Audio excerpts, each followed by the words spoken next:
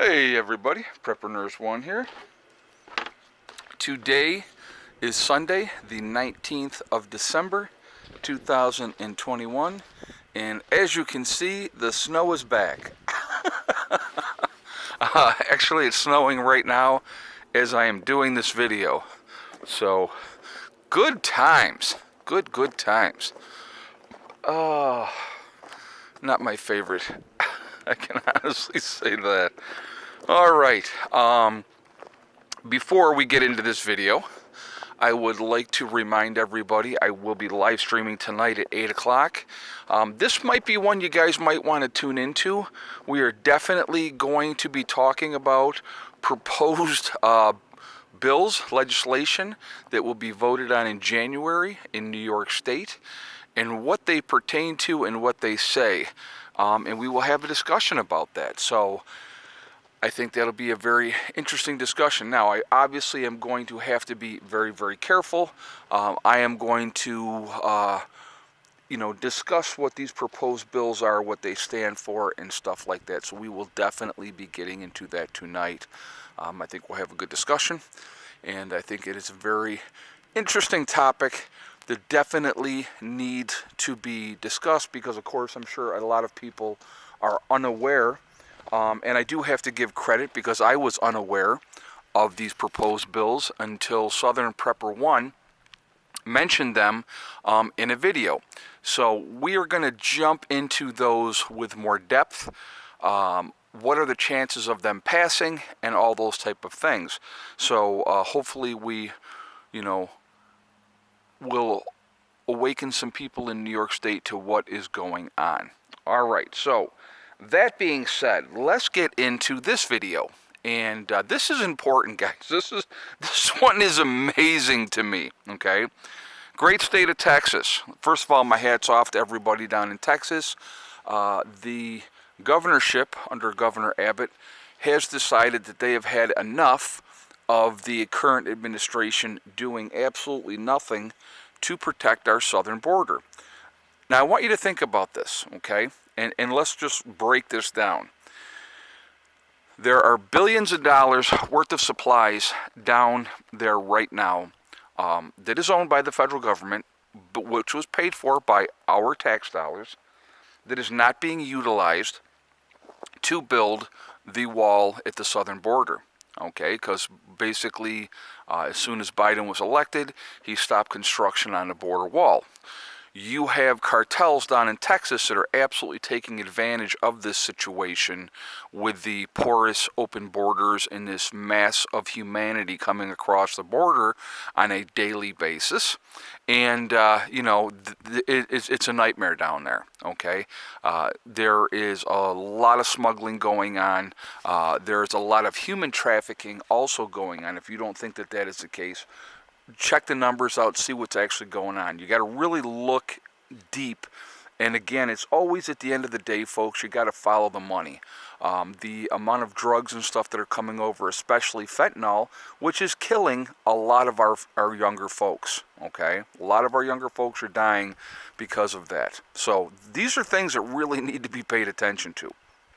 But anyway, what Texas has decided to do on their own, using Texas taxpayer money, they're reconstructing the wall. They're working on different spots. They have, found out where different areas were that were, troublesome areas. And so they are working on that. I think what I saw was they are building the equivalent of a football field a day, okay? Now, it may not sound like a lot, 300 feet, okay, but every 300 feet of wall that goes up, that's 300 feet less that people can utilize to just walk across the border. So I definitely take my hats off to Texas for stepping up. They have over 1,200 miles, and I want you to think about that. Just Texas alone. We're not talking about Arizona or any of the other states. We're just talking about Texas. Texas has over 1,200 miles of border with Mexico. There is a lot of really bad things going on You know, like Arizona, Texas, or California as well. But Texas is stepping up and saying enough is enough because the government, our government, is not doing their job in protecting the American people. They're really not. If you think about it, and that's not an opinion. That's not an opinion. When you have this flow of illegal drugs coming off across the border, when and I want you guys to remember where a lot of this fentanyl is coming from. Let's think about this for a second. Where's a lot of this fentanyl coming from? It's coming from China, folks.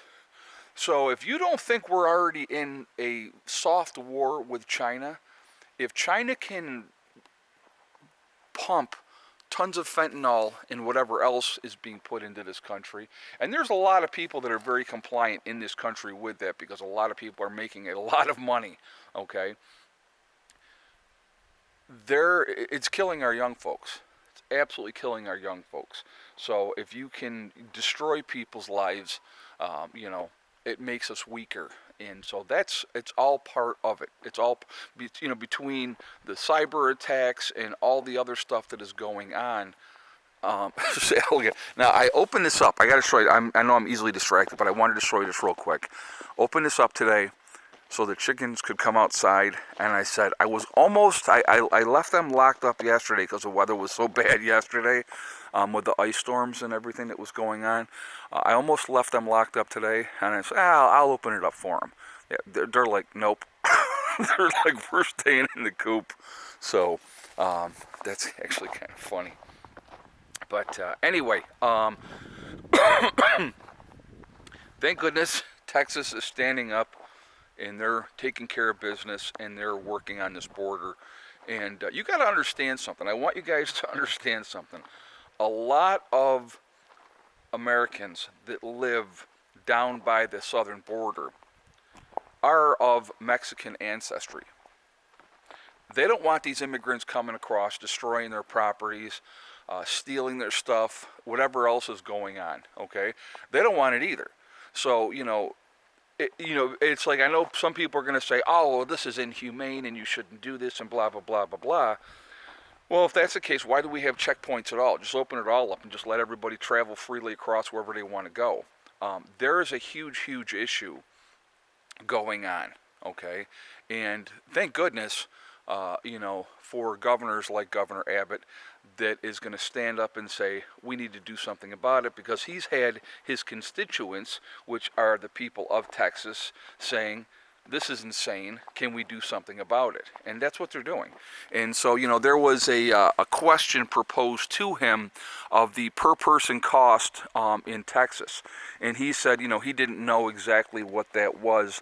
And then they were asking him, what is the cost per mile to build this wall? And he said, there's different costs for different terrains, there's different things that they have to do. So he couldn't give an accurate number of what the numbers were. But the thing is, what you have to understand too, okay, our border patrol is completely overwhelmed, and they're not being able to do their jobs properly because of the actions directly from the federal government. The federal government is doing, in my opinion, and this is an opinion, okay, I don't think they're, I was going to say they're doing nothing. I don't believe that they're doing enough. How's that? I'll try to tone it back of what I'm saying here. But the reality is they're definitely not doing enough to curtail what is going on at our southern border, and not just Texas, not, California, Arizona's involved in that as well. We need to stop this, folks. Because I live in New York, how does it affect me directly? Well, when you have illegal drugs being just swarmed over our southern borders, these cartels down in Mexico are not doing so well because they're having a hard time getting things across the border. They're doing so well because they're having an easy time getting things across the border. And to me, when you have something that is negatively affecting our youth, now I know some of you may say to me, well, Ed, you know what, if they didn't do fentanyl and heroin and everything else, they wouldn't have that issue. Well, you're right. But that's not the case. That's not reality. Why do you think, like in the 50s, let's think about this for a second. What was the big thing in the 50s? What did everybody do in the 50s? And and then you go into the 60s and a whole dramatic change. But the older people, the adults and the younger people in the 50s, alcoholism was huge, okay? And because that was the accepted norm to do at that time. Then you got into the 60s, and then you had the hippie generation come up, oh yeah, which is, by the way, now pretty much running everything. Or there's a lot of, and this is what kills me, a lot of these completely radical leftist lunatics from the 60s are now in our universities teaching our young folks. That's something else that I think it should be, addressed at some point, but that is a video for another day.